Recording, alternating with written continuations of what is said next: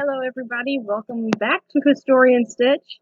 We are doing part 2 of, I'm thinking now 3 rather than 4 videos, because this is kind of a 2-in-1 kind of day. I did not, however, bring up from the basement part 2 of the video today, so it will be just explained rather than put on. But basically, just to give a recap in case you all didn't see the last video, we are doing a progression throughout the day of what would have been worn, and whether it was appropriate to be worn out in society or not. I am also kind of explaining how we tend to wear it, especially in camp.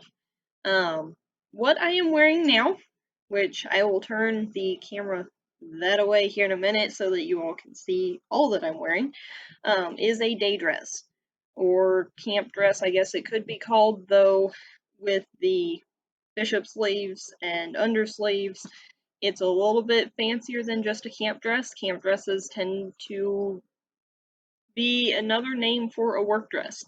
But this is a day dress. This is something that I could definitely go visiting in, except I'm missing a few pieces. One prominent piece is I did not put shoes on, therefore going anywhere out in public would not have been satisfactory. But I do at least have all of the proper equipment with me in order to go out into public. The main reason that I wouldn't be able to, or one of the main reasons, is my shoulders are still not exactly covered. In the 1860s, we are still a good, I believe it was 5 to 10 degrees cooler. We are coming out of a small ice age, so the temperatures are much colder than they are now. Of course, I say much colder, but technically 5 degrees isn't that bad. So you are wearing lots of layers. As I've said in some of my past videos, I am technically currently wearing 11 layers. 12. I'm wearing 12 today, correction. That layering adds up even further when I put on a jacket, such as this one. This is my favorite one to wear with this particular dress. Lots of beadwork. It has the carriage bodice sleeves. Actually, this is a carriage bodice jacket, I believe. Other jackets you could wear with this would be a Zouave jacket. There's the word. Zouave jackets look a lot like a carriage bodice jacket, except instead of having the full front, it curves off to the side. So it would kind of stop here and curve out. They're really nice. Typically, they are worn as part of regular day dresses as a cover anyway, because your Garibaldi shirt would not be sufficient to just going out into public with. I have done it, but I have only done it if I have a shawl, which is something else I could wear in order to go visiting with anybody. Shawls get more popular the colder it is, rather than the jackets, because you can just kind of throw it on and run out the door if you need to, and you can get heavier layering with this. With a jacket, you have to make sure that it'll still go over all of your clothes. So shawls and cloaks are a big piece of what people would typically wear. And then there is this concoction of a mess. This has come back into style this year, apparently. What this is called is a Sontag. Sontags are typically knitted in the period. This one is crocheted, but there are some crocheted patterns. I believe they come from Peterson magazine. And basically, this works a lot like the shawl does, but it's even better, actually, because you put it on, if I can get the strings to cooperate, and it wraps around your person like so, eventually tying around back in the front, and it keeps you generally warm. Um, this you could run out into public with because it's covering your shoulders, you're going to be warm, and you're not going to be out of place. Though in an area like where I am now, I'm pretty sure no one would really care anyway. They would just be glad that you came to visit. Um, Speaking of where I am now, that kind of goes along with why I'm not wearing a particular layer here. I'm not wearing my crinoline cage or hoop, whichever version you would like to call it. Um, I do have my corded petticoat on, so it's more of a work dress from the waist down, where from the waist up it is more of the day dress, going visiting kind of thing. Um, when I say day dress, I need to specify this just a little bit. Day dresses are for all day, so you can wear it in the morning, you wear it all the way through to dinner, basically. Um, when I first started doing things like this and doing the research for it, basically the way every book was written and read, it sounded like women changed clothes 17 times a day. Some people might have, like Queen Victoria, but she had time for that. Well, kind of had time for that, that's debatable. She also had the help for that. For someone like me, who represents a lower middle class girl, um, I'm not going to have the servants for helping me get dressed. I get dressed on my own. Any servants that I could possibly ever have, if ever had, um, would be in the garden, they would be in the barns, they would be doing field work of some kind instead. We would have had a kitchen servant, possibly, but even that would be debatable, depending on the family you are in. Because I live in the Shenandoah Valley, I tend to, and all of us tend to, stay away from the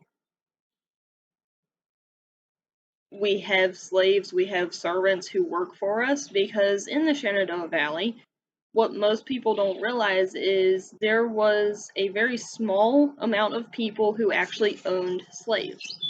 They were all upperclassmen, and they all had plantations, at least as much of a plantation as the valley would allow. Didn't Plantation system doesn't really work in this area. There's too many hills, you can't see what's going on. It's not the businesses aren't the business isn't lucrative here. You would have to send all of your stuff to Richmond, up to the north to Winchester, down to the south to, at the time, what would have been called Big Lick or Roanoke.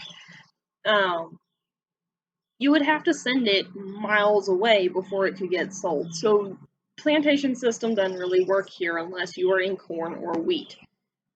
Wheat is what everybody was growing here, including the small dirt farmers and middle classmen and everybody. But in terms of the slave population, they weren't owned by everybody. Those who didn't own had the opportunity, which sounds really bad to say, but they had the opportunity to rent a person instead. So it'd be kind of like going out and borrowing a car. You're paying for it, you are in charge of its upkeep, you are in charge of making sure that it still runs and giving it gas. The same applies to the 1860s when you are renting a slave. So, because of where we are and the small amount of land that we technically have, we, as a lower middle class family, wouldn't have servants necessarily. We could, but we don't show ourselves as having such. Um, that was a tangent all its own. And back to going out in public and the do's and don'ts.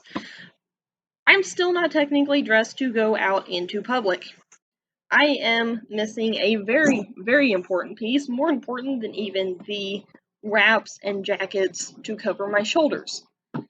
That be in this box here. Hats were worn by everybody. You never left without your cover. You wouldn't want to be caught dead without a hat on, especially if you were out visiting or in a public sphere of any kind. It's always entertaining in camp to see. Was that 3 years ago now? Maybe we were in Bedford, Pennsylvania, and a tree branch fell in camp, like way back behind us. And all of the guys went running, and they promptly turned around and came back and grabbed their jackets and hats, and then they went. Because it is that ingrained at this point, even for us today, that you don't leave without your hat or your vest. Same applies to women. Basically, our version of the vest is the jackets, shawls, and Sontags, this time of year at least, where our hats get a little more creative than the men's hats do. One such hat is my bonnet here. Some of you all saw this not long ago because it was part of my not how-to Wednesday, it was part of my tune-up Tuesday. I haven't done one of those in a while, but they do still technically exist because I was learning how to put the flowers on.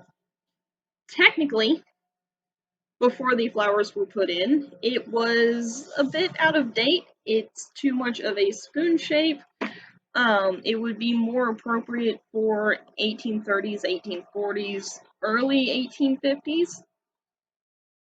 But with the flowers in it that help kind of enclose it, it becomes far more appropriate to the 1860s and late 1850s. So this is one version of cover. Even with I do like my bonnet. I swear I do. I just never wear it all that often. I grew to hate it at one point, and it's just never recovered in my line of sight, at least not yet. Another version of head covering is just a general hat. This one is very much covered in a lot of black because technically this is my mourning hat. Mourning as in grieving this time. This I took based off of a photo from the period of a young lady who was actually wearing a hat very similar and then the veil was draped over it. But basically, it sits very far forward, that way the sun's actually taken away from your eyes, and then it's tied behind. So this, without tying the hairnet into it, is another version of. Now I'm much closer to actually being able to go out in the public. Still not quite done yet, though. Part of going into the public sphere in day dress is determined by who you're going to see. Who you're going to see is going to determine what exactly you're wearing. So something like what I'm wearing now would be perfect to go see anybody. If I were going to go see an upper class friend, though, I would definitely be putting my crinoline or hoop under it. Whereas how I'm dressed now, I would just go out and go for a walk, see who is available to sit and gossip with and talk to, or I could just run to town like this. Either way, it would work fairly well, but I'm still missing one thing, technically. This I am really bad about keeping up with and actually following the rules for because my hands are still bare. If you notice my wrists are covered, that is always something that you would do for the 1860s. No skin really showed. Partially because they didn't know about germs, they didn't know about bacteria, so they wore everything, partially wore all of the layers to keep the bad air away from people. So my wrists are covered, it's up to my neck here. I have my hat on. I need gloves. Gloves I have a serious problem with, but I do keep them with me nonetheless. Um, the problem with gloves is, depending on the time of year and who you are, depends on the coloration of glove. 9 times out of 10, if you have brown ones like these or black, you are perfectly fine for anybody. If you are wearing white ones, however, you are either a fairly young person who is technically in school, or you are way upper class and have enough money to get those cleaned every time you wear them, because they do not stay white. Whether they are leather, cotton, wool, it doesn't matter, they get dirty. Same goes for these, technically, but they aren't quite as bad about it as the white gloves. I have a pair. I have worn them to the point that it doesn't work very well. Because I didn't just wear them at events. They were supposed to be for a ball that I went to. They're a bit brown now, but they were leather, so I shouldn't have expected but so much. That being said, now that I have my gloves on, I have my hat and a Sontag, which will probably change to the shawl here in a second, it's a bit warm. I can go to town, and I will turn the camera around and show you all exactly what I'm wearing. And that will be it for part 2 of this. Part 3 is going to be interesting because part 3 is ball gowns, basically. Ball gowns and dinner dresses. So, with that, I am going to say my goodbyes now. I will see you all next time, and everybody have a good day. Only it didn't work. Alright, so, this is basically what I'm wearing. I forgot my gloves again, but that's basically typical of me. Sorry. So I have my hat, shawl, undersleeves, still no shoes, but yeah, this is proper attire. I'll see y'all next time.